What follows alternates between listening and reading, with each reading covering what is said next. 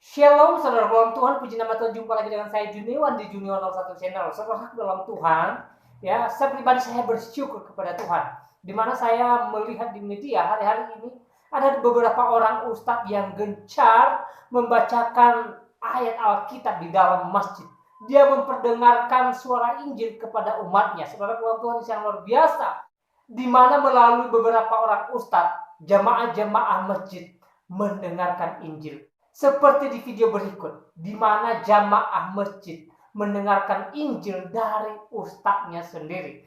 Nah, saudara dalam Tuhan, tanpa berlama-lama dan tanpa banyak bicara, langsung saja dukung channel ini berkembang untuk kemuliaan nama Tuhan dengan cara tekan tombol subscribe yang ada di bawah, tekan juga tombol loncengnya, dan juga like video ini serta bagikan kepada banyak orang melalui grup Facebook WA supaya mereka terberkati. Dan melalui video ini banyak yang memuliakan Tuhan, bahwa hari-hari ini semakin banyak orang yang mendengarkan kabar keselamatan melalui pemberitaan para ustadz. Nah, saudara dalam Tuhan, sebelum kita lanjut, mari kita menonton video berikut.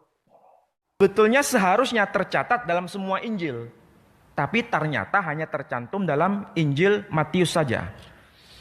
Injil Markus tidak memuat, Injil Lukas tidak memuat, Injil Yohanes juga tidak memuat. Yang memuat hanya Injil Matius saja.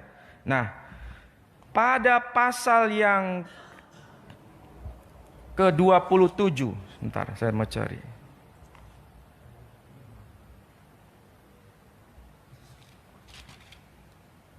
Nah, di sini ada pernyataan begini.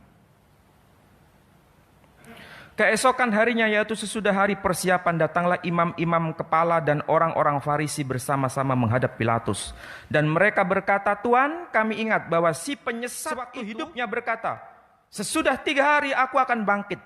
Karena itu perintahkanlah untuk menjaga kubur itu sampai hari yang ketiga.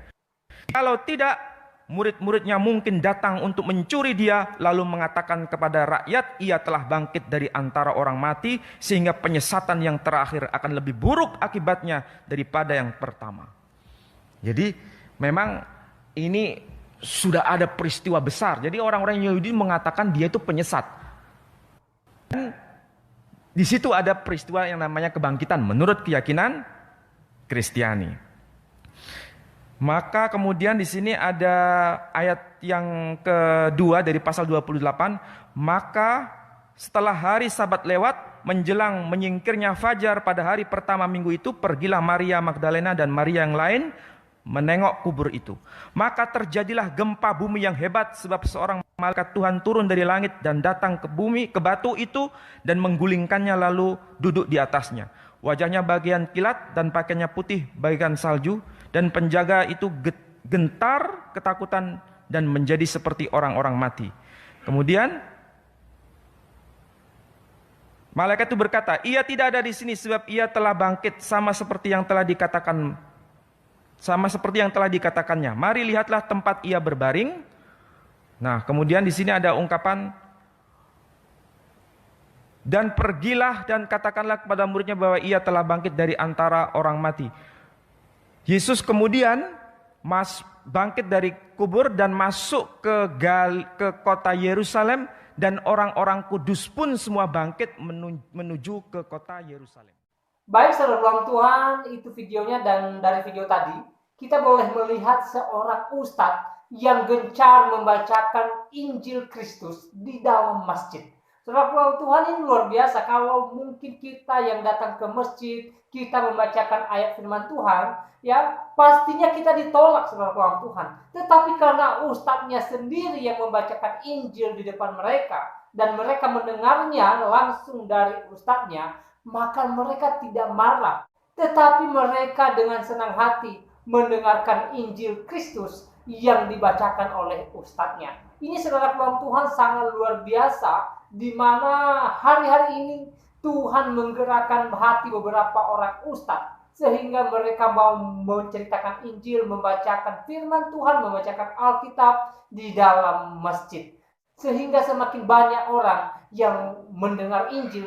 Dan kita percaya melalui kuasa Roh Kudus Tuhan, ya Injil yang disampaikan, firman Tuhan yang dibacakan tidak berlalu begitu saja, ya karena itu adalah firman Tuhan. Pastinya di waktunya Tuhan berakar, bertumbuh dan berbuah dalam hati mereka, sehingga di waktunya Tuhan orang-orang yang sudah mendengarkan ayat-ayat Alkitab yang dibacakan oleh Ustadz tadi, ya di waktunya Tuhan kita percaya mereka akan menjadi murid Kristus. Nah, saudara, dalam Tuhan kita berdoa bagi mereka yang sudah mendengarkan Injil, supaya mereka dijamah Tuhan dan di kemudian hari mereka menjadi murid Kristus dan mereka juga menjadi pemberita Injil untuk orang-orang yang masih belum mengenal Injil.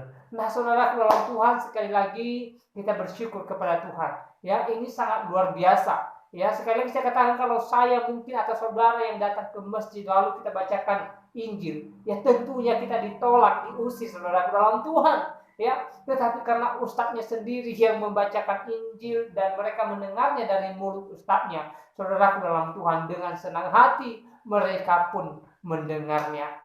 Dan tidak hanya ustadz ini, saudara dalam Tuhan, kalau kita melihat di video-video lain juga, terutama di YouTube, ya banyak ustadz-ustadz yang hari-hari ini gencar memberitakan Injil Kristus di dalam masjid-masjid. Ya mungkin tujuan mereka ya lain, saudara dalam Tuhan.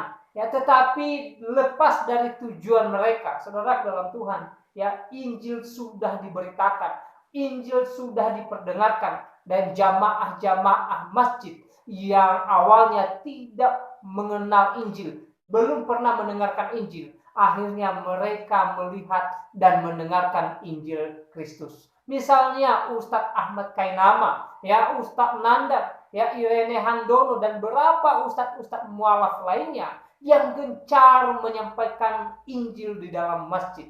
Jadi ya mereka tidak boleh heran kalau hari-hari ini semakin banyak orang yang percaya kepada Yesus, semakin banyak orang yang mencintai firman Tuhan, semakin banyak orang yang mencintai Alkitab.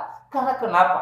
Karena mereka sendirilah yang memberitakan Injil Kristus di dalam masjid. Ya, makanya kalau Ustadz Ahmad Kainama contohnya, ya kita lihat di media sosial, dia gencar memberitakan Injil Kristus, ya dengan tujuan memutarbalikkan kebenaran firman Tuhan. Ya, saudara dalam Tuhan, saya katakan di atas Injil Tuhan berkuasa. Ada Tuhan yang hidup, yang berkuasa di atas firman Tuhan. Sehingga apapun niat, apapun maksud Ustadz Ahmad Kainama contohnya, ya memutarbalikkan kebenaran firman Tuhan, saudara ke dalam Tuhan, Tuhan lebih berkuasa dari Ustadz Ahmad Kainama. Sehingga ketika dia menyampaikan Injil dengan tujuan memutarbalikkan kebenaran Injil itu, maka disitulah Tuhan berkuasa. Sehingga hari-hari ini kita boleh melihat semakin banyak orang yang percaya kepada Tuhan, semakin banyak orang yang percaya bahwa Yesus adalah Tuhan dan Juru Selamat satu-satunya. Nah, saudara Tuhan, mari kita terus berdoa buat Injil Kristus yang terus dikumandangkan, baik para pendeta, para penginjil, dan juga yang disampaikan oleh para ustadz, supaya berakar, berbuah, dan bertumbuh di dalam hati pendengar, sehingga semakin hari semakin banyak orang yang percaya kepada Tuhan. Nah, saudara dalam Tuhan, saya tidak panjang lebar memberikan tanggapan terhadap video ini. Kiranya video ini memberkati kita, menguatkan iman kita, dan membuat kita semakin bersukacita. Ya, Tuhan Yesus memberkati kita semua. Shalom.